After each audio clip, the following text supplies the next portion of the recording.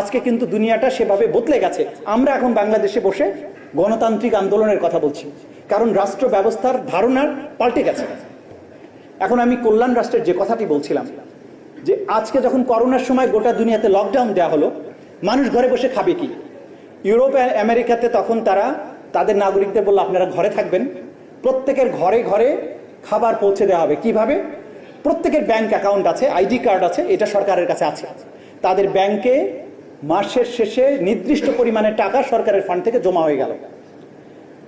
তাহলে কি হচ্ছে, যে নাগরিক না খেয়ে মরছে কিনা এটা আপনি ঘরে ঘরে না গিয়েও আপনি বুঝতে পারছেন, কারণ তাকে আপনি ঘরে রেখেছেন, রাষ্ট্রের টাকাটা তার ঘরে পৌঁছে গেল। এখানে মেম্বার চেয়ারম্যানকে ধরার দরকার নাই। বয়স্ক ভাতা পাওয়ার জন্য 100 বছর পার হওয়ার পরেও মেম্বার সাহেবের দয়া হয় না যে একটা মহিলাকে বয়স্ক কার্ড দেবে।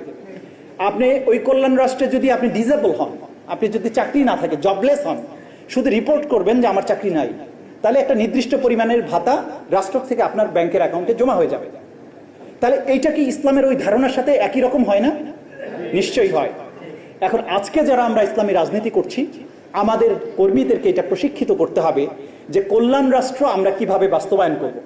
যখন আমরা মানুষের কাছে কথা বলতে যাচ্ছি, আপনাকে মনে রাখতে হবে যে দুনিয়া এখন সংকীর্ণ হয়ে গেছে, এটাকে বলে গ্লোবাল ভিলেজ। আপনাকে যখন প্রশ্ন করবে সাংবাদিকেরা যে আপনারা তো ইসলামী শাসন চান, তো ইসলামী শাসন চাইলে ব্যাংক ব্যবস্থাটা আপনারা কিভাবে নিয়ন্ত্রণ করবেন? আপনার এডুকেশন সিস্টেম কিভাবে নিয়ন্ত্রিত হবে? আপনি সুদ ব্যবস্থাকে কিভাবে নিয়ন্ত্রণ করবেন? আপনি কি কৃষ্টি, কালচার, সিনেমা হল এগুলো কিভাবে ডিল করবেন, নাকি এগুলো সব বন্ধ করে দেবেন? এই প্রশ্নগুলোর স্মার্ট অ্যান্সার ইসলামী আন্দোলনের কর্মীদেরকে জানতে হবে, তাহলে রাজনীতির মাঠে আপনারা টিকতে পারবেন।